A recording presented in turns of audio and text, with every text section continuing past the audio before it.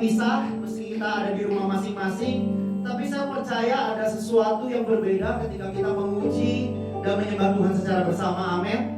Saya percaya ada sebuah force yang begitu kuat ketika kita memuji dan menyembah Tuhan secara bersama-sama. Kita percaya Tuhan ada dimanapun kita berada. Amin. Tuhan ada di samping kita, Tuhan ada di dalam kita, Tuhan ada bersama-sama kita. So pagi hari ini siapkan hati saudara, bebaskan roh saudara. Kita akan sama-sama mendengar pujian, kekuatan bagi Dia, Sang Raja dan segala raja. Amin.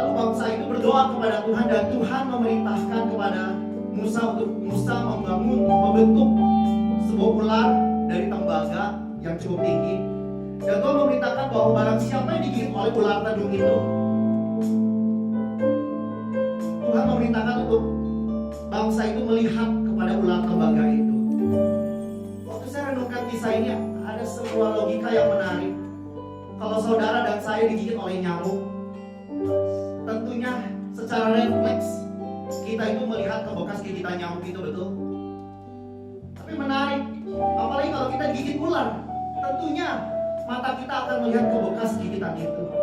Tapi Tuhan katakan, barang siapa yang digigit oleh ular itu, hendaklah ia memandang kepada ular tembaga itu dan maka ia akan hidup.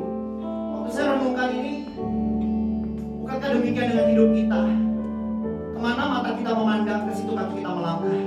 So hari ini apapun situasi saudara, apapun situasi kita, mungkin hidup kita mungkin baru saja kita lakukan kegagalan, mungkin baru saja kita lakukan dosa, mungkin ada situasi yang sulit yang membuat kita akhirnya mata kita memandang ke arah situ terus. Saya mau katakan pagi hari ini, stop memandang apa yang ada di belakangmu, stop memandang apa yang terjadi padamu, tetapi mulailah dekatkan dirimu pada Tuhan, pandanglah salib Kristus. Amin. Maka kita akan hidup. Amin.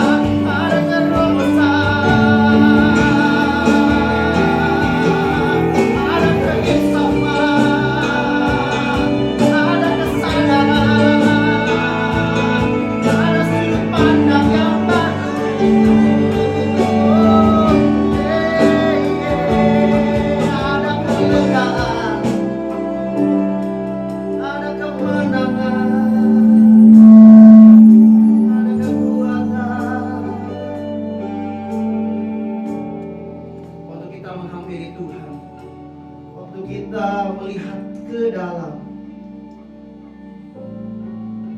percayalah, kita dengar Tuhan bicara. Sebelum keadaan sekelilingmu berubah, percayalah bahwa Engkau berubah. Kedekatan menghasilkan kekuatan, kedekatan menghasilkan kelegaan, kedekatan menghasilkan kehidupan. Amen, Yesus. Amen, Yesus. Katakan dengan lembut pujian ini. Oh, karena salibmu ku hidup. Karena salibmu ku menang.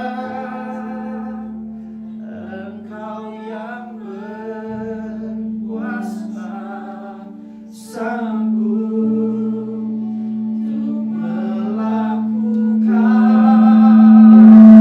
Bukti sanggup karena salibmu. Saudara dan saya di tempat ini karena salib Tuhan. Karena salibmu ku menang. Engkau yang berkuasa, sanggup untuk melakukan. Karena sangat kami bersama-sama. Karena salibmu kami dapat menang.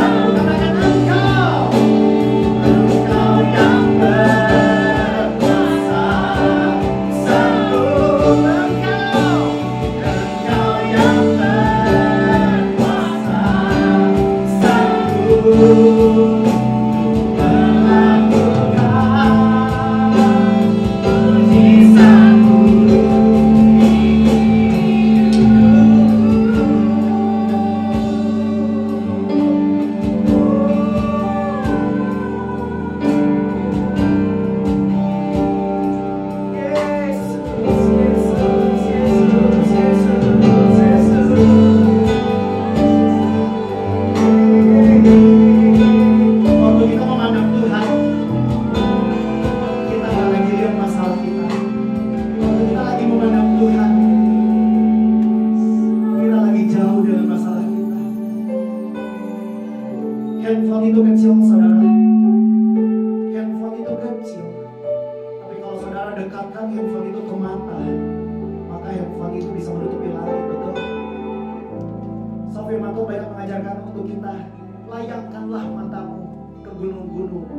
So pagi hari ini saya mengajak setiap kita, apapun yang ada di depan matamu, layangkanlah matamu, lihatlah Tuhan, lihatlah karya penebusannya, lihatlah apa yang Dia buat dalam hidup kita, lihatlah berapa banyak kebaikan Tuhan dalam kehidupan kita. Duduklah dekat dengan Dia, duduklah bersimpuh di kakinya, maka kau akan lihat bagaimana kau mulai lihat banyak kesempatan, kau mulai banyak lihat maksud Tuhan, kau mulai banyak lihat apa yang terjadi dalam kehidupan kita. Amin. Ada sebuah pujian yang diciptakan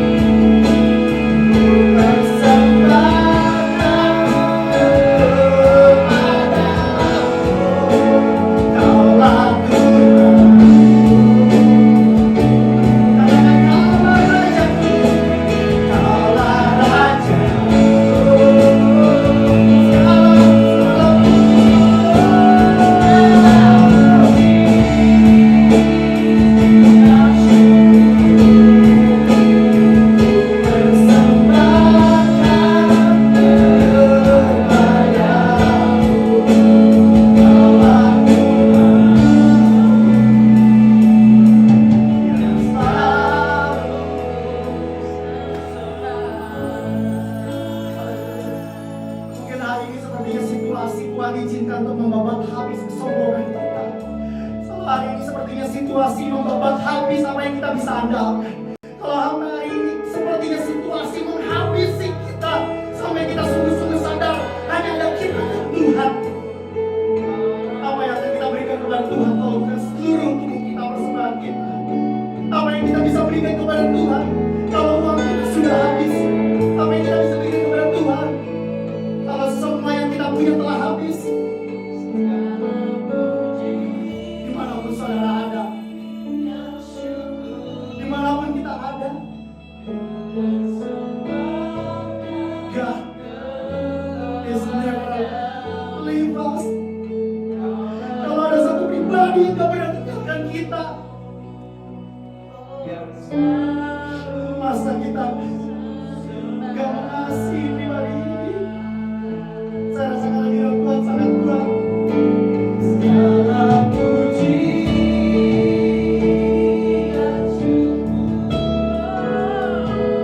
bersembah.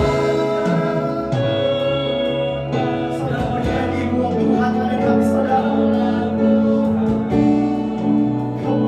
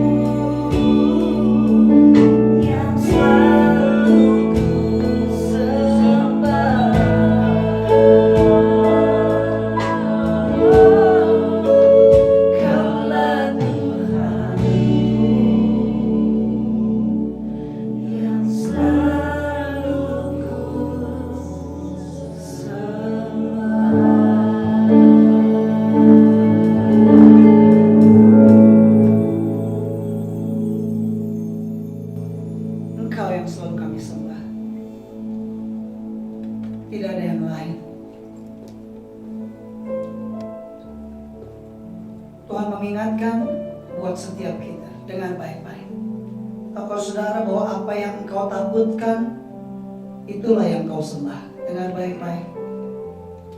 Jelas Tuhan ingatkan pesan ini. Apa yang engkau takutkan, itulah yang kau sembah. Kalau engkau takut kekurangan uang, perhatikan baik-baik. Jangan-jangan uanglah yang kau sembah. Kalau engkau takut kehilangan posisi dan kedudukanmu di sebuah organisasi atau di sebuah perusahaan, dengar baik-baik. Jangan-jangan posisi dan kedudukanmu, itulah yang kau sembah. Kalau engkau takut kehilangan seseorang dalam hidupmu, dengar baik-baik. Jangan-jangan itulah yang kau sembah. Let's come into His presence. Don't worry about anything. Jangan takut. Firman-Nya berkata, apa yang kau lepaskan di bumi akan terlepas di surga.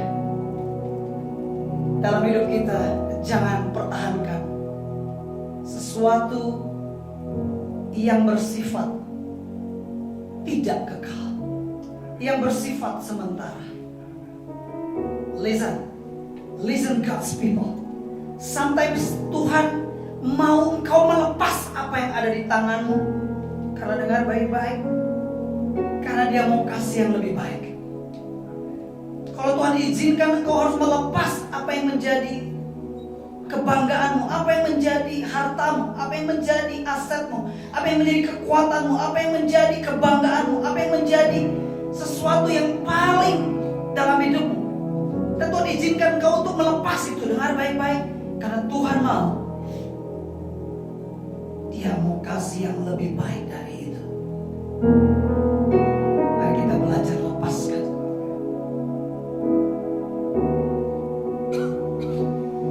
Because God's plan is the best plan in your life. Rencana Tuhan adalah rencana yang terbaik dalam hidupmu. Jangan takut. Belajar untuk melepas. Belajar. Karena Tuhan sudah menunjukkannya kepada kita. Lebih dulu melepas apa yang menjadi sesuatu yang mungkin bisa dipertahankan, yaitu nyawanya. Mati di kayu salib untuk menebus dosa kita. Thank you Lord for the message. Saat ini kami mau duduk diam mendengarkan apa yang menjadi pesanmu yang sudah Tuhan persiapkan di lidah bibir dari hamba-Mu Koan dari Cirebon. Walaupun jauh, namun kami percaya Tuhan tidak jauh di hidup kami. Engkau ada bertahta di setiap hati anak-anak-Mu. Thank you Lord. Thank you Lord. Thank you Holy Spirit. We feel your presence here. Gloria kashikata mahata kala kashikara. Kekuatanmu mengalir sebentar lewat firman. Thank you Jesus. Terangi hati dan pikiran kami siap untuk mendengar firman-Mu. Kami siap untuk menjadi pelaku-pelaku firman dalam kehidupan kami. Terima kasih Bapa, terima kasih. To God be the glory forever in our life.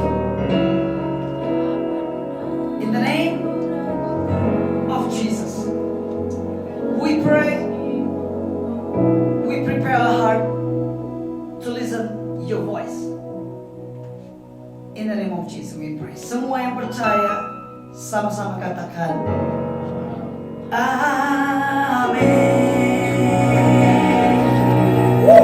Oke, kita akan mendengarkan firman Tuhan yang sebentar akan disampaikan oleh Koan. Please buka catatan saudara, catat baik-baik. Saya berharap tidak ada seorang pun yang main-main, tidak ada seorang pun yang terganggu dengan beberapa tools atau beberapa hal di sekitar saudara. Pastikan semua fokus pada firman Tuhan. Jangan ada satu kesempatan pun yang dipakai oleh iblis untuk mencuri kebenaran firman Tuhan. Fokus kepada firman Tuhan. Saya berharap tidak ada yang teralih fokusnya kepada yang lain. Tapi dengar baik-baik, buka hatimu, dengarkan firman Tuhan. Izinkan hari ini Tuhan berbicara buat saudara. Oke, Koan, silakan Koan. This is your time to speak. Oke, selamat siang United. Senang sekali kalau hari ini bisa kembali berbagi kebenaran firman Tuhan tentunya buat UCC Family tentunya. Oke. Dan hari ini saya ingin berbagi kepada saudara sebuah pelajaran yang mungkin minggu-minggu terakhir ini meresahkan saya karena Tuhan singkapkan hal ini dan membuat akhirnya saya mengevaluasi ulang tentang pemahaman saya tentang pemuridan, tentang pelayanan. Dan saya ingin beri judul teaching saya hari ini adalah MLM Rohani. PowerPoint-nya mungkin bisa ditayangkan ya. Judulnya adalah MLM Rohani. Nah, mengapa saya beri judul ini? Mungkin nanti saudara akan menangkap dan memahaminya. Nah, sebelum kita lihat beberapa ayat tentunya, ada sebuah pertanyaan yang saya mau ajukan untuk kita merenungkan baik-baik sebelum menjawabnya. Pertanyaannya adalah ini. Sudahkah kita menjadi pribadi yang dapat dipercaya oleh sesama kita? Oke. Tentu kita tahu bahwa dalam kehidupan ini kepercayaan itu penting. Dalam berbisnis, dalam pelayanan, dalam seluruh aspek kehidupan, maka kepercayaan itu menjadi poin penting. Karena bagaimana mungkin kita bisa berhasil dalam kehidupan kalau kita belum didapati sebagai orang yang dapat dipercaya oleh sesama kita. Jadi pertanyaan saya adalah, sudahkah kita menjadi pribadi yang dapat dipercaya oleh sesama kita? Dan tentu kita berjuang untuk menjadi pribadi yang dapat dipercaya oleh sesama kita. Caranya bagaimana? Tentu caranya adalah lewat membangun integritas dalam perkataan. Kita benar-benar membangun integritas dalam perkataan karena kita tahu bahwa itu adalah salah satu poin penting untuk kita bisa menjadi pribadi yang dapat dipercaya oleh sesama kita. Oke.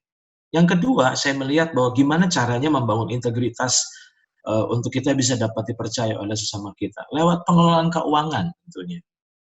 Kita benar-benar berjuang untuk dapat dipercaya dalam sisi keuangan. Oke.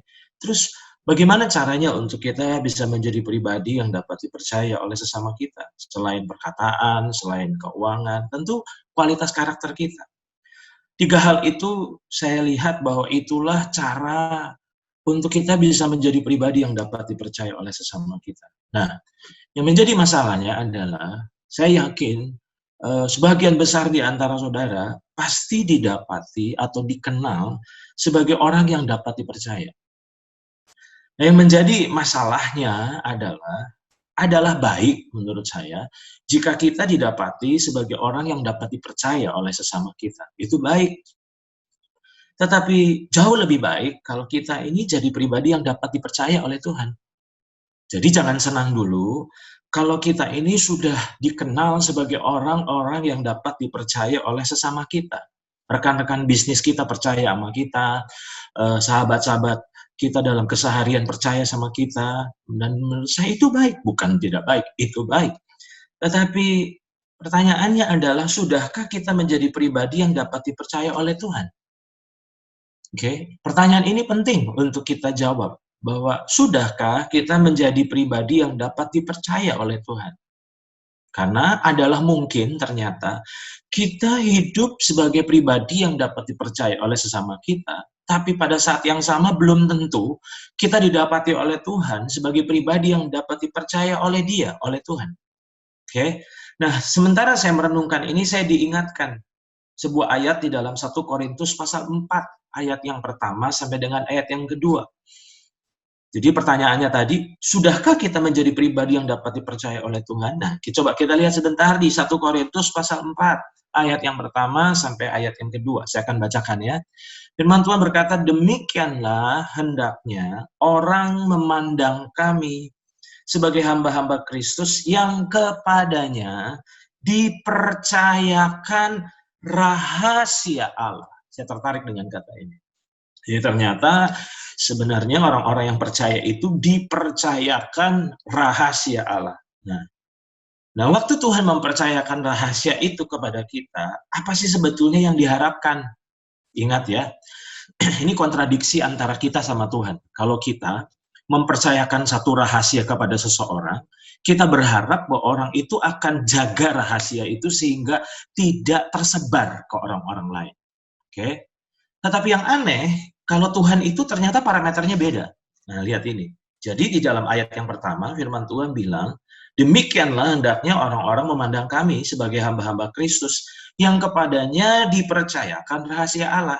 Wah, ayat 2-nya, yang akhirnya dituntut dari pelayan-pelayan yang demikian ialah bahwa mereka ternyata dapat dipercaya, saya ulang ya, yang akhirnya dituntut dari pelayan-pelayan yang demikian ialah bahwa mereka ternyata dapat dipercayai. Nah, tadi saya sudah bilang bahwa di dalam kehidupan kita, bahwa ketika kita mempercayakan satu rahasia kepada seseorang, maka kita berharap bahwa orang itu jaga rahasia kita dengan tidak menceritakan kepada siapapun.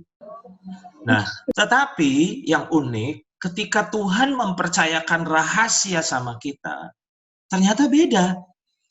Untuk kita jadi pribadi yang dapat dipercaya sama Tuhan, ternyata bukan saat kita menjaga rahasia itu dan kita tidak memberitahu kepada yang lain. Nah, saya mau sampai ke slide berikutnya. Bagaimana caranya menjadi pribadi yang dapat dipercaya Tuhan? Oke. Ternyata saya akan mengajak untuk kita lihat di dalam Kolose pasal yang pertama ayat 25 sampai 26. Perhatikan ini. Oke, jadi Tuhan itu mempercayakan rahasia sama kita, dan ternyata Tuhan ingin supaya kita didapati sebagai pribadi yang dapat dipercayainya. Nah, pribadi yang dapat dipercayainya seperti apa sih? Kolose pasal 1 ayat 25 sampai 26 bilang begini, aku telah menjadi pelayan jemaat itu sesuai dengan tugas yang dipercayakan Allah kepadaku untuk, nah saya tertarik dengan kata ini, meneruskan. Tadi saya bilang, kalau rahasia kita percayakan kepada seseorang, maka kita ingin supaya orang itu nggak meneruskan kepada siapapun, betul nggak? Tetapi ternyata Tuhan bilang, aku telah menjadi pelayan jemaat itu sesuai dengan tugas yang dipercayakan Allah kepadaku untuk meneruskan firman-Nya dengan sepenuhnya. Jadi nggak ada yang disembunyikan, nggak ada yang disisakan, dengan sepenuhnya kepada kamu. Ayat 26, yaitu rahasia yang tersembunyi dari abad ke abad, dari turunan ke turunan, tetapi yang sekarang dinyatakan kepada orang-orang kudusnya. Nah, ini menarik untuk kita renungkan. Jadi, ternyata Tuhan itu tidak ingin kita menyimpan rahasia yang telah disingkapkannya. Tetapi dia menuntut, saya tertarik dengan kata menuntut. Dia menuntut untuk kita mempercayakan rahasia tersebut kepada orang yang dapat dipercaya. Nah, saya berharap kalian nangkap ini mungkin agak membingungkan pada awalnya nanti, tapi ikuti sebentar karena di bagian awal, di bagian pertengahan nanti kita jadi mulai clear, oke? Jadi Tuhan tuh ingin supaya kita didapati sebagai pribadi yang dapat dipercaya oleh Dia. Nah, bagaimana caranya untuk menjadi pribadi yang dapat dipercaya oleh Dia? Ternyata Tuhan ingin supaya semua rahasia yang telah disingkapkannya kepada kita, Tuhan ingin supaya kita meneruskan rahasia itu sepenuhnya kepada orang yang dapat dipercayai. Nah, slide berikutnya. Kepada siapa sih kita ini dituntut untuk meneruskannya? Kepada siapa? Nah, waktu saya renungkan ini, Tuhan ingatkan di dalam 2 Timotius 2 ayat 2. Coba perhatikan ya. Di 2 Timotius ayat 2, 2 Timotius pasal 2 ayat 2, saya akan bacakan. Firman Tuhan berkata, apa yang telah engkau dengar daripadaku di depan banyak saksi, saya tertarik dengan kalimat selanjutnya, percayakanlah itu kepada orang-orang yang dapat dipercayai, yang juga cakap mengajar orang lain. Di dalam terjemahan firman Allah yang hidupnya ternyata kata cakap mengajar, karena kata cakap mengajar itu bisa mengintimidasi orang. di mana kita bilang, waduh, saya kayaknya nggak bisa ngajar, kan saya bukan guru. Nah, coba saudara perhatikan, yang dimaksud dengan cakap mengajar orang lain di dalam terjemahan firman Allah yang hidup, ternyata diterjemahkan yang kemudian akan meneruskannya kepada orang lain lagi. Jadi, Paulus mempercayakan kebenaran firman kepada anak rohaninya Timotius. Dan ternyata Paulus bilang, yang aku sudah sampaikan sama kamu itu, tolong jangan dikip sendiri ya.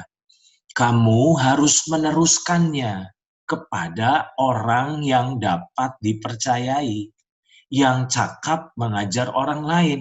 Berarti dengan kata lain, kalau kita perhatikan baik-baik ayat ini, ternyata kita bisa melihat adanya 4 generasi. Oke, generasi pertama Paulus, generasi kedua yaitu Timotius. Dan ternyata Paulus berharap semua kebenaran yang telah dia bagikan kepada Timotius, Paulus tidak ingin supaya itu terhenti dalam diri Timotius, tapi Paulus ingin supaya semua kebenaran yang telah dia investasikan kepada Timotius, Timotius harus teruskan. Teruskannya bukan kepada sembarang orang loh saudara. Tapi ternyata Paulus ingin supaya semua kebenaran itu diteruskan kepada orang yang dapat dipercayai, yang cakap mengajar orang lain, atau dalam konteks ayat ini adalah yang akan meneruskannya kepada orang lain lagi. Nah, saya mau sampaikan sebuah poin penting. Ternyata kita bisa berbagi dengan siapa saja, tetapi Tuhan ingin kita membagikannya kepada orang yang dapat kita percayai, di mana orang itu saya sebut 2 Timotius 2 ayat 2 kita. Oke, saya ulang ya. Kita bisa berbagi kebenaran dengan siapa saja. Tetapi Tuhan ingin kita membagikannya kepada orang yang dapat kita percayai, di mana orang itu adalah 2 Timotius 2 ayat 2 saya. Ambil contoh, saya kasih penjelasan. Apa yang saya terima dari Tuhan, contohnya ya, saya percayakan itu kepada Calvin. Itu salah satu contoh. Nah, tujuan saya membagikan itu sama Calvin, saya berharap supaya Calvin itu nggak menikmatinya untuk dirinya, tapi Calvin harus punya tanggung jawab untuk cari orang yang dapat dipercayainya. Di mana apa yang saya bagikan kepada Calvin, Calvin harus teruskan kepada orang itu, dan orang itu punya tanggung jawab untuk meneruskannya kepada orang lain. Gitu. Nah, masalahnya kenapa pewahyuan ini penting? Karena tanpa sadar selama ini kita cuma sekedar berbagi. Orang yang kita jumpai, kita bagikan. Orang yang kita temui dalam keseharian, kita sharing apa yang kita dapat. Kita sharingkan. Nah, masalahnya adalah gini. Loh, orang yang mendengar sharing kita itu, masuk kategori dapat dipercaya atau tidak? Nah, ambil contoh. Tuhan Yesus itu berbagi kebenaran yang dia dapat dari Bapaknya kepada 2 kategori orang. Yang pertama, orang banyak. Tetapi ternyata sebenarnya kalau kita perhatikan di dalam Alkitab, sebenarnya orang banyak itu adalah bukan masuk kategori orang yang dapat dipercaya oleh Yesus. Tetapi murid-muridnya lah yang menjadi orang yang dapat dipercaya oleh Yesus. Nah, menurut saya, catatan saya di sini, 12 murid Yesus itu adalah 2 Timotius 2 ayat 2 Yesus. Nah, kenapa tadi saya katakan ketika Tuhan singkapkan hal ini kepada saya mulai mengevaluasi ulang. Karena ternyata tanpa sadar, antusiasme kita ini cuma berbagi. Antusiasme kita ini cuman, saya harus bagiin ini nih. Apa yang saya sudah dapat dari Tuhan, saya harus bagiin ke orang lain nih. Saya setuju itu hal yang baik. Tetapi ternyata Tuhan bilang, jangan cuma sekedar kita ini berbagi kepada sembarang orang. Tapi pastikan kita memiliki orang-orang yang dapat kita percayai. Nah, itu sebabnya saya akan masuk ke poin intinya. Ada 2 pertanyaan penting yang kita jawab dengan jujur. Yang pertama, pertanyaan itu adalah, sudahkah kita menjadi pribadi 2 Timotius ayat 2? Saya ulang ya. Sebuah pertanyaan penting yang kita perlu jawab dengan jujur adalah, yang pertama, sudahkah kita menjadi pribadi 2 Timotius 2 ayat 2? Nah, kenapa ini penting saya katakan? Karena tanpa sadar selama ini banyak orang percaya sebatas menerima firman bagi dirinya sendiri. Tapi kita tidak pernah menyadari adanya tanggung jawab untuk meneruskannya. Saya ulang ini penting. Banyak orang percaya baru sebatas menerima firman bagi dirinya sendiri. Selama ini tentu kita sadar bahwa untuk kita bertumbuh dalam rohani, maka kita perlu bergaul dengan firman. Makanya kita belajar firman, kita mendengar firman, dan kita membombardir hidup kita dengan firman. Kita memenuhi hidup kita dengan firman. Itu bagus. Tapi ternyata Tuhan ingin supaya kita ini menjadi pribadi yang dapat dipercaya oleh Dia. Nah, siapakah pribadi yang dapat dipercaya oleh Tuhan?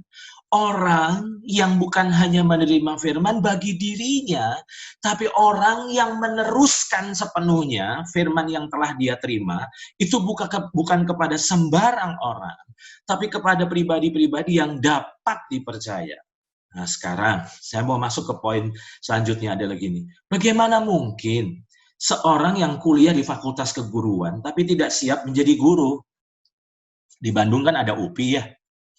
Nah, sekarang pertanyaan saya, kalau ada di antara kita yang anaknya kuliah di UPI, terus tujuan mereka sekolah di sana, berarti sebetulnya mempersiapkan mereka untuk menjadi guru. Nah, coba saudara renungkan ini. Bagaimana mungkin seorang yang kuliah di Fakultas Keguruan tapi tidak siap menjadi guru?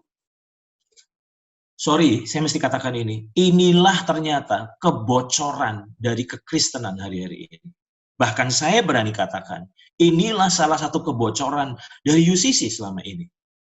Inilah kebocoran dari banyak gereja selama ini. Di mana kita cuma berhenti berpikir bahwa firman Tuhan itu untuk diri kita. Padahal ternyata Tuhan ingin supaya kita ini punya tanggung jawab. Semua kebenaran yang telah kita terima, ternyata Tuhan ingin supaya kita didapatinya sebagai orang yang dapat dipercaya. Jadi, jika selama ini kita bergaul dengan firman dan kita tidak pernah meneruskan kepada orang yang dapat kita percayai, ternyata maaf saya katakan, di hadapan Tuhan, sebenarnya kita belum didapati sebagai pribadi yang dapat dipercaya oleh Dia. Sorry, saya mesti ngomong agak nggak enak di sini. Boleh bangga kalau kita dipercaya sama orang. Tapi saya mau bilang gini, itu nggak cukup. Karena ternyata sebenarnya kita nggak boleh puas cuman hanya didapati sebagai orang yang dapat dipercaya oleh orang. Tapi seharusnya kita didapati sebagai orang yang dapat dipercaya oleh Tuhan. Pertanyaan saya, yang ikut Zoom ini, apakah saudara sudah jadi pribadi yang dapat dipercaya oleh Tuhan? Matius pasal 28 ayat 19 sampai 20. Bukankah sebenarnya yang saya sedang bagikan ini adalah intisari dari pemuridan? Matius pasal 28 ayat 19 sampai ayat yang ke-20 bilang begini. Karena itu, pergilah, jadikanlah semua bangsa muridku, dan baptislah mereka dalam nama Bapa dan Anak dan Roh Kudus, dan ajarlah mereka melakukan segala sesuatu yang telah kuperintahkan kepadamu, dan ketahuilah aku menyertai kamu senantiasa sampai kepada akhir zaman. Tentu kita telah sangat familiar dengan ayat ini, karena ayat ini bicara tentang amanat agung. Jadi menjelang Yesus terangkat ke sorga, dia mengucapkan satu perintah yang sangat penting. Dan ternyata perintah penting itu adalah Tuhan ingin supaya murid-muridnya itu pergi dan menjadikan semua bangsa bukan hanya sekedar orang percaya. Tapi jadikanlah semua bangsa itu murid. Nah sekarang, pemuridan ternyata bukan sekedar panggilan. Banyak orang bilang gini, pemuridan itu baru difahami sebatas, oh itu panggilan. Bukan. Pemuridan itu adalah perintah bagi semua orang percaya tanpa pengecualian. Nah, masalahnya mungkin kita berdalih dan kita bilang begini, itu kan perintah yang disampaikan kepada 12 murid. Dan menurut saya kalau kita berpikir demikian, itu salah. Karena sebenarnya yang menyaksikan Yesus terangkat ke sorga, itu bukan 12 murid, tapi 500 orang murid. Oke, jadi Yesus itu ternyata bukan hanya punya 12 murid, ada itu inner cycle-nya, oke? Selanjutnya ada 70 murid, ada 120 murid, ada 500 ternyata. Berarti dengan kata lain, sebenarnya amanat agung itu bukan ditujukan kepada 12 murid saja. Nah, titah ini ternyata disampaikan kepada murid-muridnya. Nah, yang menjadi masalahnya adalah gini, apakah saudara sadar bahwa ternyata Tuhan itu memberi perintah buat kita bukan hanya sekedar belajar firman, tapi ternyata Tuhan ingin supaya kita ini memuridkan.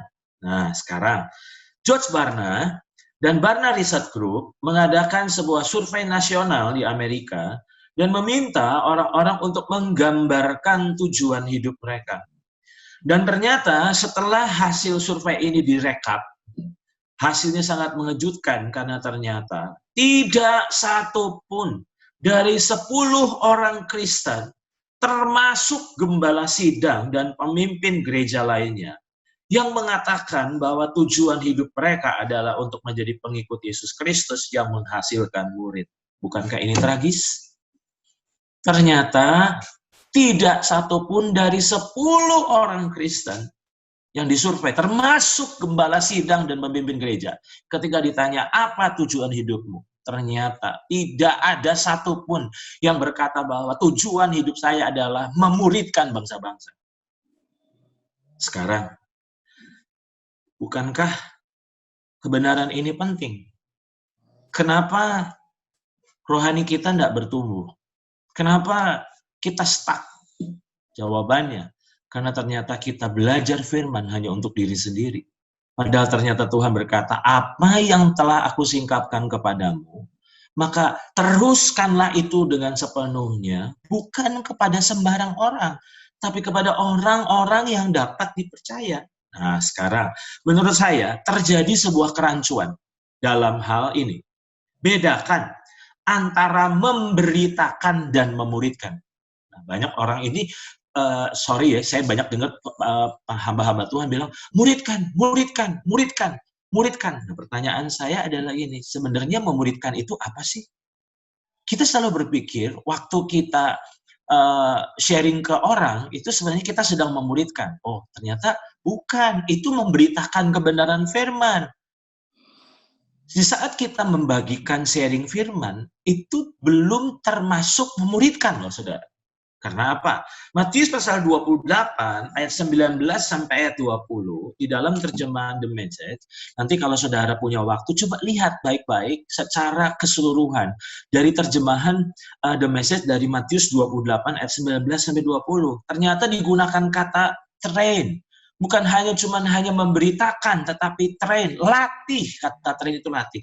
Dan bukan hanya itu, di dalam terjemahan The Message, dari Matius pasal 28 ayat 20, digunakan kata instruct them in the practice.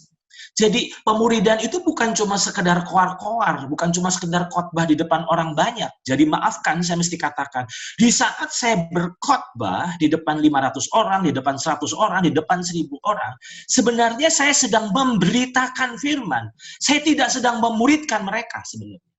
Banyak orang percaya berkata, kan saya sudah sharing kepada orang yang tadi pagi saya ketemu waktu saya olahraga. Saya mau katakan, memberitakan hal itu tidak membuat kita sedang memuridkan mereka loh sebetulnya. Salahnya, ternyata bukan cuma hanya sekedar sharing, tapi kita perlu melatih mereka. Kita perlu menuntun mereka dalam hal-hal praktis. Nah, saya mau masuk ke poin selanjutnya. Mengapa saya beri judul pelajaran hari ini adalah MLM rohani? Nah, saya masuk ke titik ini. Dalam dunia MLM, ternyata ada 2 jenis orang. Saya nggak pernah memahami dunia MLM, tapi saya yakin sebagian dari saudara tentu tahu bahkan ada yang menghidupi dunia MLM. Nah, dalam dunia MLM itu ternyata ada 2 jenis orang. Pertama, sebatas pengguna produk tersebut. Itu bagus gitu. Tetapi ternyata ada kategori kedua, yaitu mitra niaga. Nah, mitra niaga di sini bukan sebatas pengguna produk, tapi dia akan cari downline di bawahnya.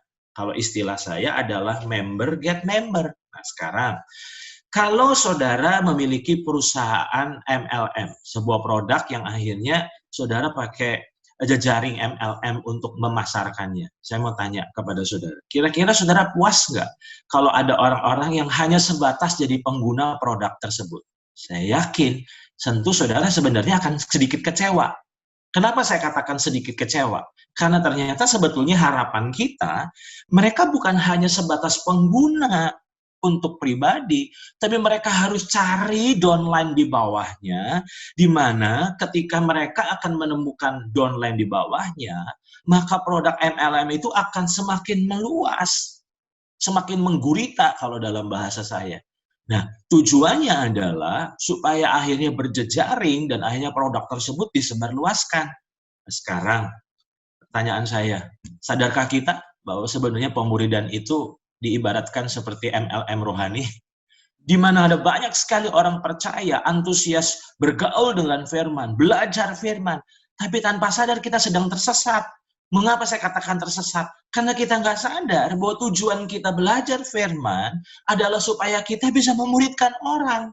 Bukan hanya sebatas dari tidak tahu jadi tahu, bukan sebatas dari tidak bertumbuh supaya bertumbuh, tapi ternyata Tuhan ingin di saat Dia menyingkapkan rahasia-rahasia firman kepada kita, supaya semua itu tidak terhenti dalam hidup kita, tetapi supaya kita bisa meneruskannya, bukan kepada sembarang orang, tapi kepada orang yang dapat dipercaya. Itu sebabnya saya mencatat di sini. Mengapa firman Tuhan bukan sebatas disebarluaskan secara membabi buta, tetapi harus diteruskan kepada orang yang dapat dipercaya. Saya ulang ya. Mengapa firman Tuhan itu bukan sebatas disebarluaskan secara membabi buta, tetapi harus diteruskan kepada orang yang dapat dipercaya. Nah, selama ini saya mesti berkata jujur, saya senang ketika ada orang yang saya sudah muridkan. Wah, senang sekali saya. Sampai ketika Tuhan singkapkan ini, saya jadi sedih. Kenapa saya bilang sedih? Karena ternyata beberapa orang yang saya muridkan itu terhenti pada mereka saja. Karena ternyata mereka tidak memuridkan orang lain ternyata. Waduh, saya bilang, waduh kalau gini berarti orang-orang tersebut belum masuk kategori sebagai 2 Timotius 2 ayat 2 saya dong. Bahwa ternyata orang-orang tersebut cuma hanya antusias belajar firman, tapi mereka nggak punya tanggung jawab untuk meneruskannya. Nah, pertanyaan tadi, mengapa firman Tuhan bukan sebatas disebarluaskan secara membabi buta, tapi harus diteruskan kepada orang yang dapat dipercaya? Simple. Karena dalam Yohanes pasal 8 ayat 32, firman Tuhan berkata, dan kamu akan mengetahui kebenaran, dan kebenaran itu akan memerdekakan kamu. Nah, berarti dengan kata lain, kuasa firman itu luar biasa, punya daya ubah. Dan Tuhan ingin supaya kuasa dari firman Tuhan itu bukan cuma hanya kita yang mengalami, tapi orang-orang lain pun akan mengalaminya. Bukan secara membabi buta, tetapi benar-benar dipastikan untuk menyebar. Nah, tadi saya katakan, sadarkah kita bahwa selama ini kebenaran ini jarang disuarakan atau bahkan mungkin belum disuarakan? Di mana kita asik, kita cukup antusias belajar firman, tapi ternyata kita nggak sadar bahwa ternyata Tuhan ingin supaya kita didapati sebagai orang yang dapat dipercaya oleh Dia. Itu yang pertama. Pertanyaan kedua, pertanyaan tadi adalah, sudahkah kita menjadi pribadi 2 Timotius 2 ayat 2? Artinya, apakah di mata Tuhan kita sudah jadi pribadi yang dapat dipercaya sama Tuhan? Oh, ternyata jangan-jangan belum ya. Kita boleh bangga kita sudah merasa bertumbuh. Tapi kalau kita belum meneruskan kepada orang lain, berarti sebenarnya sorry to say. Saya mau katakan, jangan bangga, jangan senang. Berarti di mata Tuhan kita belum masuk kategori sebagai orang yang dapat dipercaya. Nah, pertanyaan kedua, sudahkah kita memiliki pribadi 2 Timotius 2 ayat 2 kita? Ini buat pemimpin-pemimpin. Saya mau bilang, sudahkah saudara memiliki 2 Timotius ayat 2 kita? Tidak semua orang-orang yang kita layani ada di komsel kita, itu adalah 2 Timotius 2 ayat 2 kita. Nah, tujuan saya melepaskan ini bukan berarti kita nggak melayani mereka. Tidak.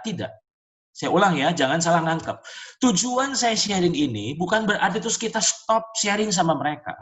Tetapi betapa pentingnya untuk kita nggak tersesat, cuman hanya berbagi, dan ternyata kita nggak sadar bahwa ternyata sebenarnya orang yang mengalami pembagian kehidupan kita, sebenarnya mereka punya tanggung jawab untuk tidak berhenti pada hidup mereka, tapi mereka juga harus meneruskannya bukan kepada sembarang orang, tapi mereka juga harus cari orang yang mereka dapat percayai yang akan terus meneruskan. Nah, kalau saudara belajar dari kehidupan Jim Yos, ternyata satu kali Jim Yos membagikan bahwa pelayanannya di Papua itu bukan hanya 4 generasi, tapi sudah sampai 10 generasi. Wow, waktu saya dengar itu benar-benar itu seperti nampar. Jadi dia mengajar kepada orang, dan orang itu harus ngajar orang, dan ternyata di Papua dalam pelayanan Jim Yos, itu bukan hanya 4 generasi, tapi sampai 10 generasi. Berarti dengan kata lain, ternyata orang yang kita muridkan, memuridkan orang lain, dan terus memuridkan, sehingga pemuridan itu menjadi kegerakan.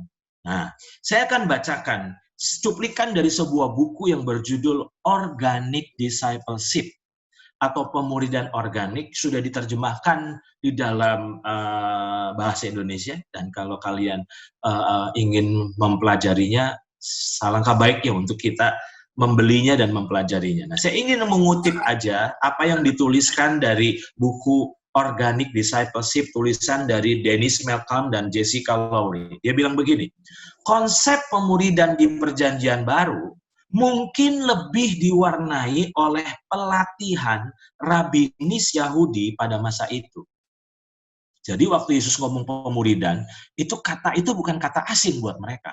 Oke, karena para rabi Yahudi itu memang menghidupi hal itu. Nah, sekarang para rabi pada zaman itu akan menghabiskan hidupnya bertahun-tahun bersama dengan para murid mereka untuk mengajarkan cara hidup dan pemahaman kitab suci, serta bukan cuma hanya 2 itu ya, mengajar cara hidup, mengajar pemahaman, membagikan pemahaman, ternyata yang ketiga, serta bagaimana mengajarkan kedua hal tersebut kepada orang-orang lain.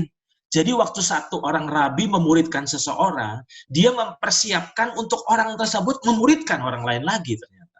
Perhatikan ini.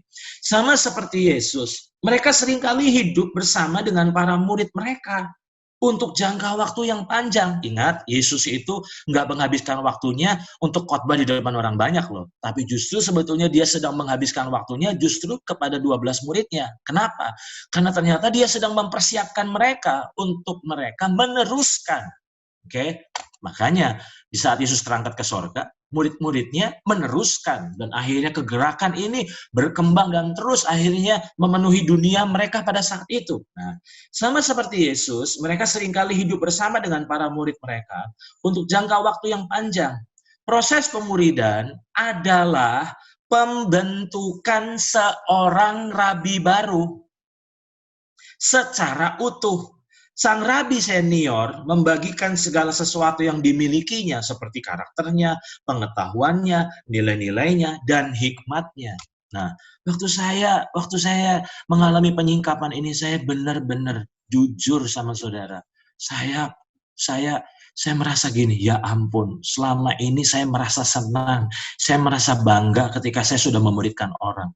Tapi ternyata tidak semua orang yang sedang saya muridkan, ternyata orang itu sebetulnya masuk kategori 2 Timotius 2 ayat 2 saya.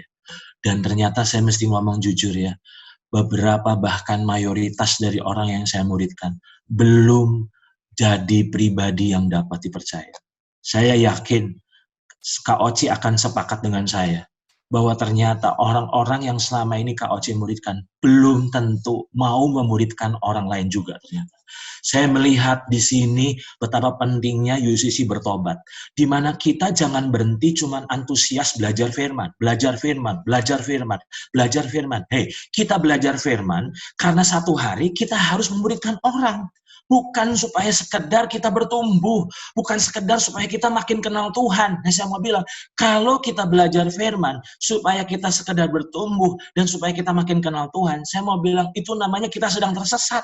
Karena tujuan Tuhan menyingkapkan rahasianya supaya bukan hanya berhenti kita bertumbuh, tapi supaya kita benar-benar bisa memuridkan orang. Nah, sekarang saya akan masuk ke poin selanjutnya. Penginjilan ternyata adalah seperti melahirkan seorang anak, sedangkan pemuridan adalah seperti merawatnya, membesarkannya, dan mendidiknya. Nah, banyak gereja puas dengan penginjilan. Waktu orang yang tidak kenal Tuhan, yang tidak percaya Tuhan, terus dibimbing untuk terima Tuhan. Kita ngerasa kita udah menang, kita ngerasa kita udah hebat. Padahal saya mau bilang, ingat, Tuhan itu nggak memberi amanat agung untuk kita sekedar menginjil, tapi memuridkan. Terima kasih untuk penginjilan. Teruslah menginjil, tapi jangan puas menginjil. Karena saya mencatat bahwa menginjil dan menolak untuk memuridkan adalah seperti seorang ibu yang mau melahirkan anak, tapi menolak untuk merawat sang bayi. Saya ulang ya, menginjil dan menolak untuk memuridkan adalah seperti seorang ibu yang mau melahirkan anak, tapi menolak untuk merawat sang bayi. Nah, selama ini, maaf ya, saya mesti katakan ya, waktu kita nginjil seseorang dan akhirnya orang tersebut terima Yesus, lalu kita apa yang kita lakukan? Kita bawa mereka ke gereja. Kita bilang ini, ikut kebaktian sana. Lalu setelah itu kita selalu berpikir, sejak saat itu tanggung jawab kita selesai. Padahal saya mau bilang, seharusnya saudara terus tempel mereka, saudara terus dampingi mereka. Karena ternyata mereka itu sama seperti bayi rohani yang nggak bisa dilepas. Itu harusnya dituntun, dibimbing. Nah, itulah pemuridan. Nah, seringkali gereja akhir zaman hanya puas sebatas menginjil. Padahal ternyata, penginjilan itu baru sebatas melahirkan anak. Tapi Tuhan mau supaya kita bukan hanya puas melahirkan, tapi kita pun harus rela membesarkan mereka. Ingat, tidak semua orang, saya mau katakan kalimat penting ini, tidak semua orang dipanggil dan dapat berbicara di depan 100 atau 1000 orang. Saya setuju. Ada orang yang kalau suruh bicara di UCC aja, 7 minute aja grogi kok, sampai akhirnya nggak bisa tidur, stres berat. Oke, saya setuju. Nggak semua orang bisa bicara di depan 100 orang, di depan 50 orang. Iya, saya setuju. Tidak semua orang dipanggil dan dapat berbicara di depan 100 atau 1000 orang. Tapi bukankah semua orang pasti dapat berbicara kepada satu orang? Iya, saudara mungkin bukanlah pengkhotbah seperti saya dan Kak Oci, saya setuju. Tapi bukankah setiap kita sebetulnya bisa memberikan orang? Oke, nah sekarang, Kejadian pasal yang pertama, ayat yang ke-28, firman Tuhan berkata begini. Ingat, ini ayat penting untuk kita fahami. Kejadian pasal yang pertama ayat 28 berkata, Allah memberkati mereka, lalu Allah berfirman kepada mereka, beranaklah. Bukankah itu yang Tuhan bilang? Ternyata tidak. Tuhan berkata, beranak cuculah. Nah, saya tertarik dengan kata ini. Perintah Tuhan ternyata bukan sekedar beranak, tapi ternyata perintah Tuhan itu adalah beranak cuculah. Nah, satu hari saya kumpulkan anak-anak rohani saya yang ada di Cirebon. Dan kebetulan mereka dipercayakan Tuhan untuk saya bapai. Dan satu hari saya kumpulkan mereka dan saya bilang begini sama mereka. Selama bertahun-tahun ini saya sudah membapai kalian. Terlepas dari banyak kekurangan, tapi saya belajar untuk membapai kalian. Dan kalau hari ini saya punya kerinduan, saya punya harapan, kalau kalian pun harusnya sudah waktunya untuk punya anak rohani. Apa itu berlebihan? Tidak. Saya katakan itu. Selama ini kan saya sudah membapai kalian. Nah, bukankah seharusnya kalian pun harusnya mulai membapai orang lain juga, sehingga akhirnya saya bukan cuma hanya sekedar punya anak, tapi saya mulai punya cucu. Nah, kenapa ini penting saya katakan? Nah, adalah sebuah kekonyolan dan sekaligus keegoisan tingkat tinggi jika kita mau dimuridkan, tapi kita tidak mau memuridkan. Adalah sebuah kekonyolan dan sekaligus keegoisan tingkat tinggi jika kita mau dibapai, tapi kita tidak mau membapai. Sorry, saya mesti bilang, seringkali kita puas dalam hubungan pemuridan, dalam hubungan pembapaan. Padahal ternyata pemuridan dan pembapaan harusnya berujung kepada reproduksi, di mana akhirnya bukan hanya pada generasi kedua, tapi mulai dihasilkan generasi ketiga, generasi keempat, generasi kelima, generasi keenam. Saya mau katakan kepada UCC, mungkin apa yang saya bagikan ini nggak enak didengar. Tapi saya mau bilang, bertobat dari hidup keegoisan hanya untuk diri sendiri. Ternyata Tuhan panggil kita bukan hanya untuk sekedar rajin datang kebaktian, rajin ikut pelayanan. Saya mau bilang, pelayanan musik itu bagus, pelayanan apa aja, kreatif ministry itu bagus. Tapi saya mau bilang, panggilan tertinggi kita bukan main musik. Panggilan tertinggi kita bukan tim kreatif, tapi panggilan tertinggi kita adalah memuridkan. Siapapun saudara, suka atau tidak. Ternyata Tuhan perintahkan kita untuk memuridkan, suka atau tidak. Maafkan saya mau bilang, kalau kita nggak mau memuridkan, maaf saya katakan, berhenti jadi Kristen. Berhenti jadi Kristen.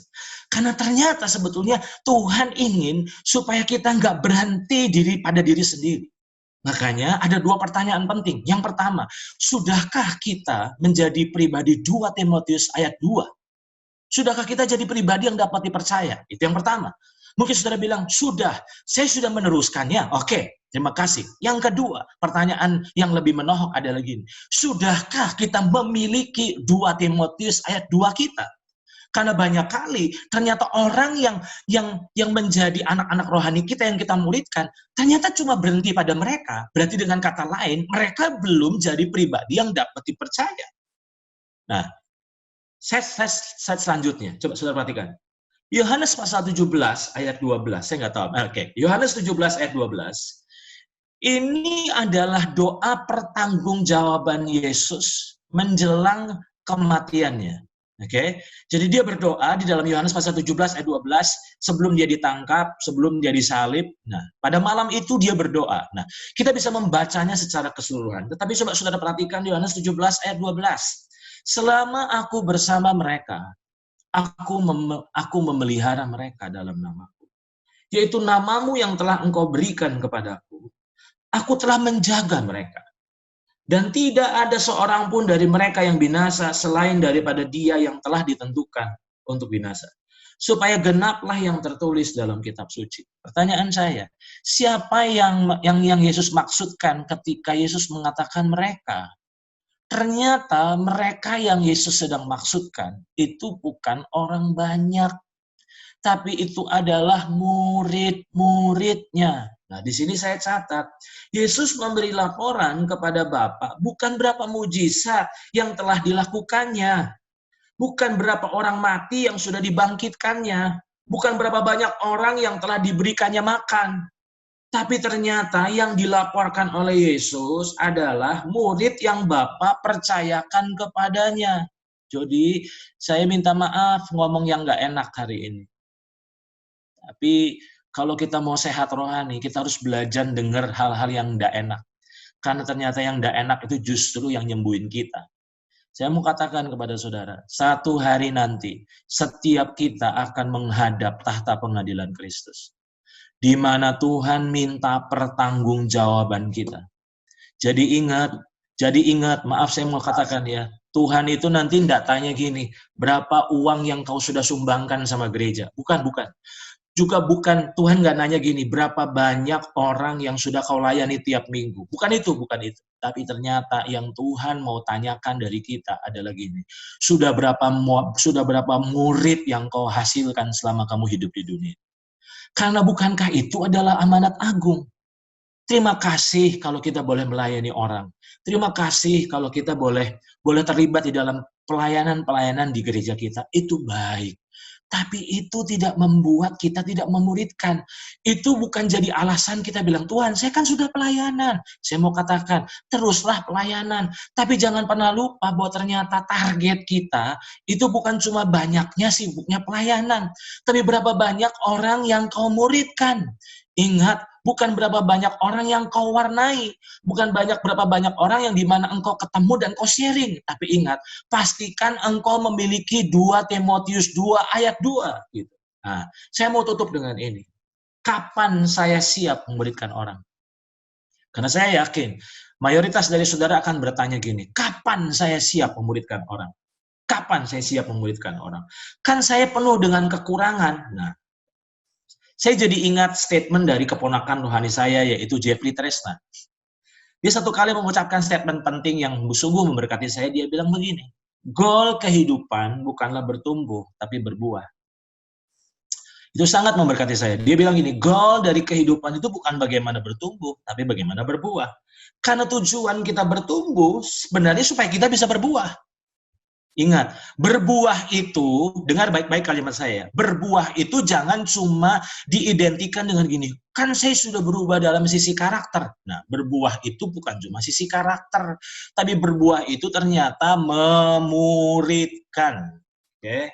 Nah, saya akan sampai ke titik ini dalam Ibrani pasal 5 ayat 12. Ibrani 5 ayat 12 saya akan bacakan. Ayat ini bagus untuk kita renungkan. Sebab sekalipun kamu ditinjau dari sudut pandang waktu. Ibrani 5 ayat 12. Sebab sekalipun kamu ditinjau dari sudut waktu, sudah seharusnya menjadi pengajar. Nah, bertahun-tahun lamanya kalau kita baca ayat ini, kita bilang gini, itu kan saya bukan guru, saya kan bukan jawatan guru. Tapi saya mau katakan sama saudara-saudara, bahwa pengajar yang dimaksudkan di sini bukan guru, tapi memuridkan orang. Oke? Di dalam terjemahan yang lain digunakan kata ini, dalam terjemahan bahasa Indonesia sehari-hari, sebab sekalipun kamu ditinjau dari sudut waktu sudah seharusnya menjadi pengajar, ternyata diterjemahkan begini, sebenarnya sudah waktunya bagimu untuk menjadi guru. Guru yang dimaksud bukan guru di kelas, bukan, tapi guru itu memuridkan orang. Oke? Terjemahan firman Allah yang hidup bilang begini, sudah lama saudara jadi orang Kristen, dan seharusnya saudara sekarang mengajar orang lain, membimbing orang lain.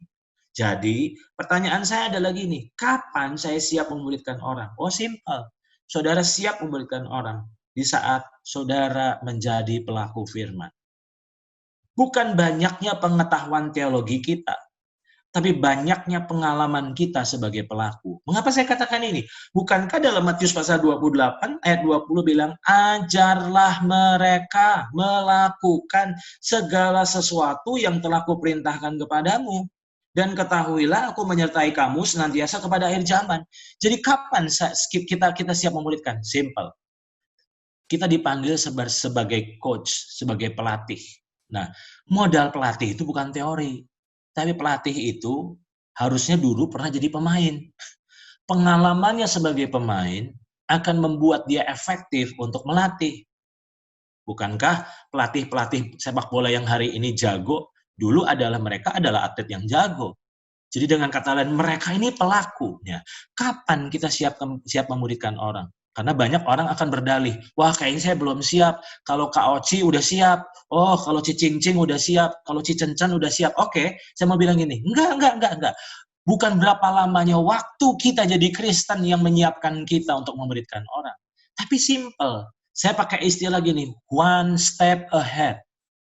Jadi, ketika saya belajar menjadi pelaku firman dalam keuangan, saya praktek nih menabur, saya praktek untuk menjadi pengelola, saya praktek nih untuk benar-benar mengembalikan apa yang menjadi milik Tuhan. Saya praktek nih untuk bagaimana dituntun oleh Tuhan untuk mengelola keuangan. Nah, dari pengalaman itu, saya sebenarnya bisa memudahkan orang lain untuk bisa mengalami pengalaman yang sama seperti saya. Jadi, pemuridan itu bukan bicara tentang transfer knowledge.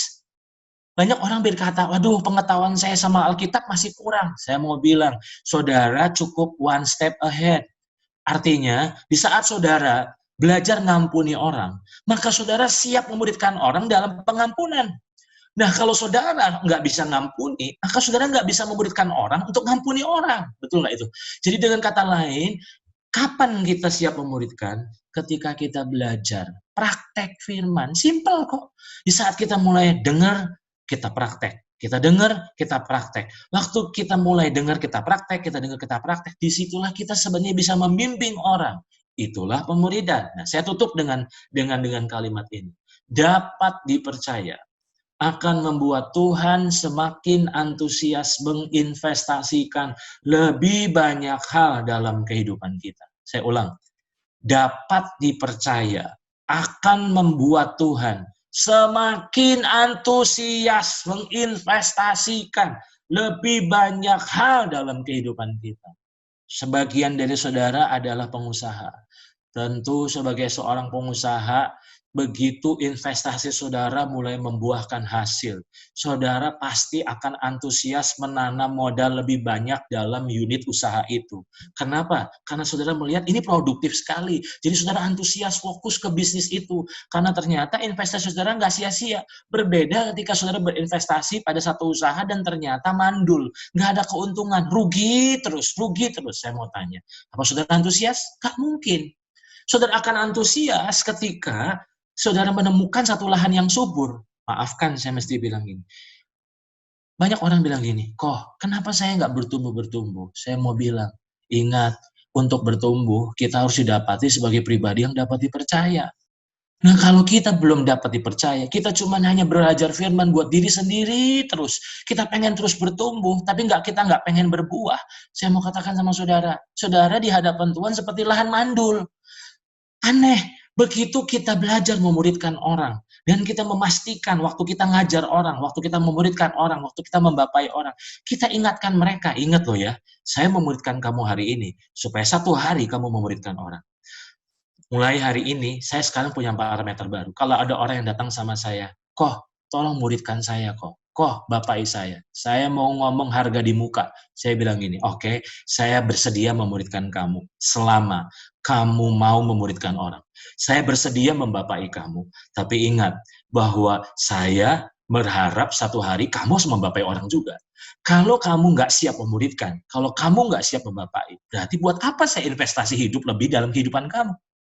Jadi saya berharap hari ini, berbagilah kepada orang-orang yang saudara jumpai setiap hari. Terima kasih untuk hal itu.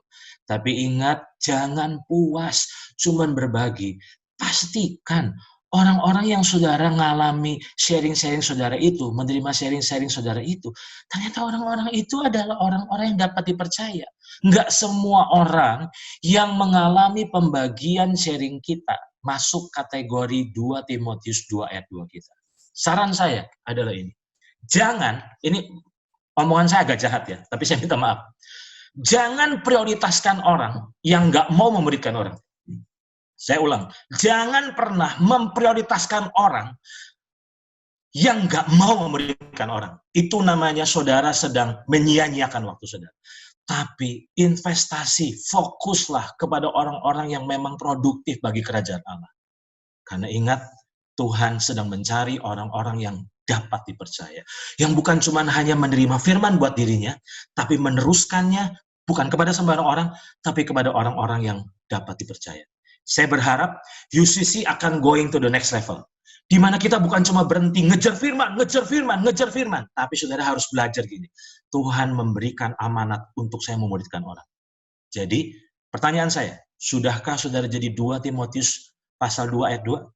Yang kedua, sudahkah saudara menemukan dan memiliki 2 Timotius 2 ayat 2 kita? Saya yakin, kalau kebenaran ini kita hidupi, mulai kita hidupi, oke, mungkin waktu kita praktek mungkin nggak semudah itu. Tapi it's okay. Saudara memiliki saya, saudara memiliki Kak Oci, di mana saudara bisa tukar pikiran. Kenapa ini masalahnya di sini, problemnya di sini. Saya sudah coba memuridkan, tapi kok kayaknya ngalami benturan. Gak apa-apa, berdiskusilah dengan kami. Saya senang banget membantu orang-orang yang benar-benar mau memuridkan. Daripada orang yang pengen belajar, tapi nggak mau memuridkan. Buat apa gitu? Nah, hari ini pertanyaan saya, sudahkah kita menjadi pribadi yang dapat dipercaya? Yang kedua, sudahkah kita menemukan dan memiliki orang yang dapat dipercaya? United, Tuhan memerintahkan kita untuk memuridkan bangsa-bangsa. Bukan cuma jadi orang Kristen mingguan, bukan cuma jadi orang Kristen yang bertumbuh, tapi jadi orang Kristen yang berbuah. Selamat memuridkan Kota Bandung. Tuhan memberkati kita semua. Saya serahkan ke Kak Oci.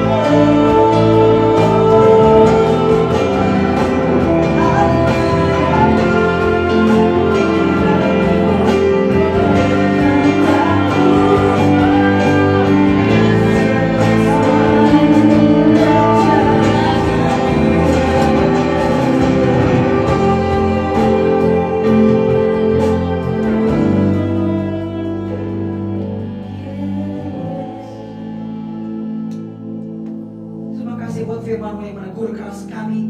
Kalau ternyata selama ini ukuran kesuksesan kami di muka bumi ini belum seperti ukuran kesuksesan yang Tuhan mau, ajar kami untuk bukan hanya dapat dipercaya oleh manusia, tapi kami dapat dipercaya oleh Tuhan. Yaitu kami dapat dipercaya untuk meneruskan pesan-pesan kudus-Mu. Dan kami dapat dipercaya untuk memuridkan. Karena firman-Mu berkata, pergi jadikan semua bangsa muridku. Bukan jemaatku, bukan pengunjung gerejaku, bukan pelayanku, tetapi muridku. Pertanyaannya, berapa banyak di antara saudara diberi kesempatan untuk hidup, tetapi engkau tidak meneruskan apa yang menjadi pesan Tuhan, tidak meneruskan apa yang menjadi misi Tuhan di muka bumi ini. Mulai hari ini, pastikan engkau membuka hati untuk pikiranmu dan kehendakmu sama seperti apa yang menjadi kehendaknya. Berikan dirimu mulai hari ini. Minta kepada Tuhan satu orang jiwa, satu orang Tuhan. Kepada siapa aku harus meneruskan pesan ini secara konsisten, terus menerus.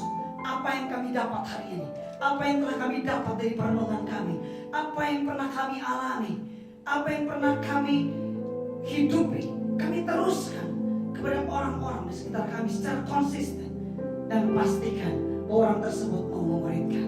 Lord Jesus, we thank you for your message. Terima kasih buat kebenaran-Mu, terima kasih buat firman-Mu yang kudus, yang menyayat hati kami, mengganggu kenyamanan kami, untuk kami berubah, untuk kami mau belajar, untuk mengikuti apa yang menjadi kehendak Tuhan yang telah Kau sampaikan lewat Tuhan ini. Terima kasih Bapa, terima kasih Tuhan Yesus. We thank you for your presence, we thank you for your message. To God be the glory. Pakai kami Tuhan untuk memuridkan banyak orang bagi kemuliaan. Makasih Bapa, makasih Tuhan Yesus. Berdoa mengucap syukur buat firman-Mu di dalam nama Tuhan Yesus. Kami berdoa, kami mengucap syukur. Semua yang percaya, yang menerima firman dan mau melakukannya, sama-sama katakan amin. Amin. Koan, tadi tiba-tiba pada saat lagi Koan sharing, tiba-tiba Tuhan kasih ilustrasi Koan. Halo Koan, bisa dengar suara saya Koan? Udah gak ada. Oh, Koan udah gak ada ya? Oh oke, oh, mungkin ada Zoom yang lain ya. Oke, saya tiba-tiba tadi pas waktu lagi dari firman Tuhan dikasih ilustrasi. Ilustrasinya adalah seseorang yang ikut perlombaan lari estafet. Oke, tapi si orang ini dia mempersiapkan diri dan kemudian dia berlari begitu cepat, begitu fokus, lari sekuat tenaga, lari terus, dan sementara orang lain telah memindahkan tongkat estafetnya, dia enggak. Dia lari terus, Vin. Dia lari terus cepat sendirian. Dan kemudian memang orang ini larinya cepat banget. Dan akhirnya dia masuk garis finish. Dan dia mengangkat tangannya, yes! Dia menang. Dia lupa bahwa ini perlombaan lari estafet, bukan lari sendirian. Dan tentu saja kemenangan versi dia terpaksa harus digagalkan. Karena apa? Karena ini lari estafet, bos. Pada saat kita lari udah 100 meter, kemudian bertemu dengan pelari lain, maka kita harus menyerahkan tongkat estafet. Hari ini, kenapa bukan saya lagi, bukan Liani lagi? Kita beri kesempatan buat Kelvin, buat Firna, kita beri kesempatan buat yang lain. Kenapa? Kita harus memberikan tongkat estafet kepada generasi berikutnya. Dan dengar baik-baik, bukan hanya terjebak sehingga kita menjadi orang-orang yang hanya melayani Tuhan saja. Tapi ingat baik-baik, bahwa pesan kudus Tuhan yang sudah Tuhan sampaikan hari ini kita perlu teruskan. Dan saya berdoa supaya ada kegelisahan kudus di tengah-tengah kita. Kalau nggak memuridkan, ada sesuatu yang aneh dalam hidup. Kalau nggak memuridkan, ekstrimnya, we are fail. Kita gagal. So pastikan kita punya passion, okay, to make a disciple, okay. Ada sebuah kegairahan baru, mengorbankan waktu, mengorbankan energi, mengorbankan uang, mengorbankan apapun untuk memuridkan, dan pastikan orang yang dimuridkan mau memuridkan lagi. Oke, itu pesan yang luar biasa yang sudah disampaikan oleh Koan. Thank you so much. Dan bukankah kita semua di tempat ini merasa diberkati? Amin. Oke, ya, ada beberapa pengumuman. Kelvin akan memberikan pengumuman buat kita sebentar. Oke, silakan Vin, siapkan pengumumannya buat kita. Oke, perhatikan baik-baik pengumumannya dan bukan hanya saudara, siapkan nanti saudara untuk menerima pengumuman yang baik. Oke. Alright, wow, saya percaya setiap kita diberkati, amin. Yes. Saudara, kalau kita lihat Alkitab kita pelajari kisah-kisah di Alkitab, kita akan temukan bahwa hal-hal hebat tidak pernah selesai dalam satu generasi. Yes. Abraham tidak selesai di Abraham, diteruskan oleh Ishak, dan diteruskan oleh Yakub, dan diteruskan sampai kita hari ini, amin. Yes. Saya percaya ada grand design Tuhan yang kita perlu selesaikan lewat generasi ke bawah. Keberhasilan sebagai seorang bapak bukanlah punya anak. Keberhasilan seorang bapak adalah ketika bapak melihat anak itu punya anak. Artinya keberhasilan bapak ketika dia melihat cucunya. Amin. So hari ini saya mau cerita sedikit bahwa saya ini adalah produk dari pembapaan dan saya adalah produk dari komunitas. So saya mau encourage setiap kita bahwa perjalanan kita untuk menyelesaikan grand design Tuhan itu panjang, saudara. So saya mengajak setiap kita untuk kita terkoneksi pada sebuah komunitas. Ada sebuah quotation ngomong, if you wanna go far, you wanna go fast, go alone. But if you wanna go far, go together. So saya mengajak setiap kita masih ada dalam situasi COVID.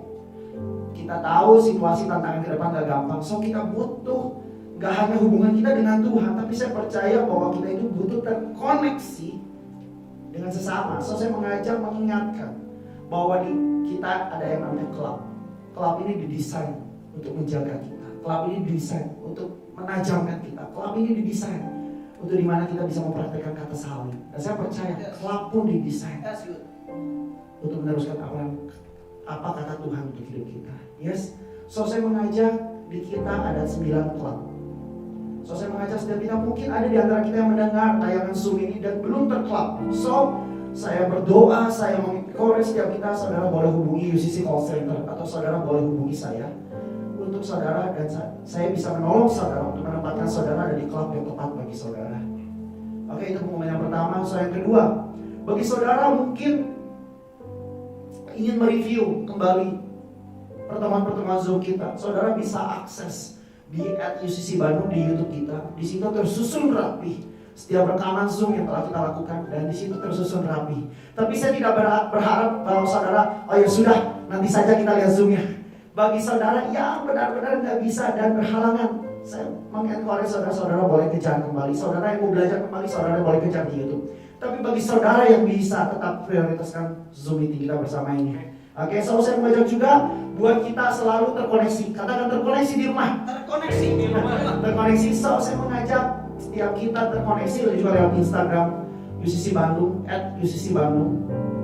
Oke, tidak hanya di YouTube, kita terkoneksi di Instagram, karena di Instagram itu ada message dan ada bagaimana apa yang akan kita lakukan, strategi-strategi dari Tuhan yang Tuhan minta untuk kita lakukan. Itu tersusun rapi di Instagram kita, saudara terkoneksilah di situ supaya saudara tidak ketinggalan.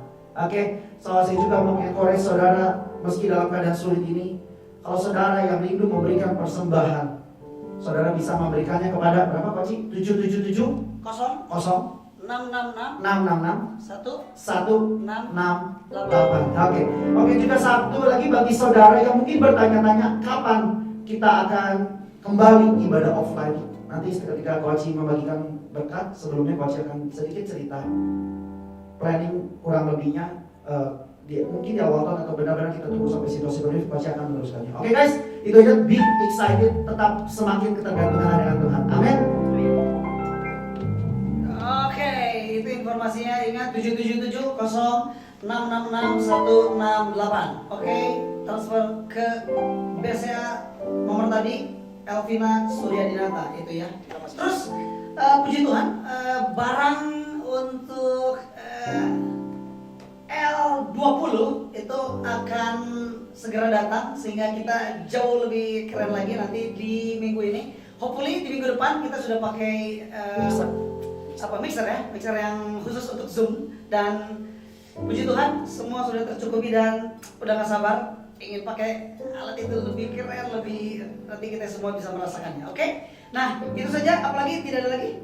Mungkin kita bersegi sampai akhir tahun. Oke, kira-kira saya akan menjadi mungkin pemimpin yang akan memutuskan bahwa kapan kita ibadah offline adalah ketika seluruh gereja di Kota Bandung ini sudah sudah offline semuanya. Kami bersepakat kami akan sebulan setelahnya. Jadi silakan dicek, tolong beri laporan. Oh semuanya udah mulai, semuanya enggak? Sebulan kemudian atau bahkan mungkin 2 bulan kemudian. Karena saya ingin memastikan bahwa ketika yang lain sudah mulai dan kemudian mungkin ada yang kena atau tidak ada yang kena, kita akan lihat se-safety mungkin. Karena keselamatan Bapak Ibu Saudara jauh lebih penting daripada sekedar mengejar apa itu namanya syahwat agamawi ya, udah nggak tahan kita pengen kebaktian.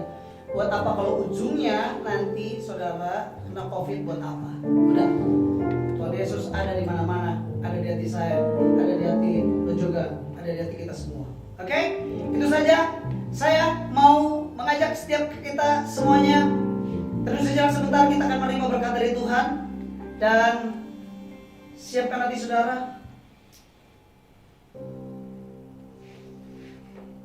Engkau didesain oleh Tuhan bukan untuk hidup bagi dirimu sendiri. Engkau didesain untuk menjadi berkat bagi orang lain. Dengar baik-baik. Untuk apa engkau ada di muka bumi ini kalau engkau nggak punya karya? Karena yang jauh lebih penting bukan engkau lahir di muka bumi ini. Yes, that's true. Itu adalah awal. Karena kita nggak mungkin berkarya kalau kita nggak lahir di muka bumi ini. Tapi the next question is, apa karyamu? Apakah engkau sudah meneruskan firman Tuhan? Apakah engkau sudah memuridkan? Karya apa yang dinanti oleh Tuhan Yesus? Karena ini adalah kata-kata terakhir Yesus sebelum dia naik ke surga. Pergi, jadikan semua bangsa, bukan jemaatku, tapi pergi jadikan semua bangsa muridku. Jadikan semua bangsa murid. Setelah selesai, kita mendengarkan pesan ini. Bapa, bicaralah di hati mereka. Siapa? Dan pertemukanlah mereka dengan orang-orang yang perlu dimuridkan. Kami berdoa di dalam nama Tuhan Yesus. Semua yang percaya sama-sama katakan amin. Sebelum berakhir, buka semua kameranya, oke, videonya, oke, dibuka. Kita akan seperti biasa foto dengan format seperti ini, oke. Dan saya minta tolong Oden untuk bisa fotokan, yes, oke. Kita bisa dengar suara Oden nggak di sini ya? Bisa ya? Dengar. Oke, dan oke, semuanya boleh ditampilkan. Gini ya. Sebentar. Odenya nggak apa-apa gitu. Nanti Oden akan memberikan aba-aba ya. Seperti Oke. ya. Oke. Siap ya. Siap. Siap. 1, 2, 3. Oke, United Family, nice to see you. Be a blessing for everybody. Jangan lupa make all the people his disciples. Okay?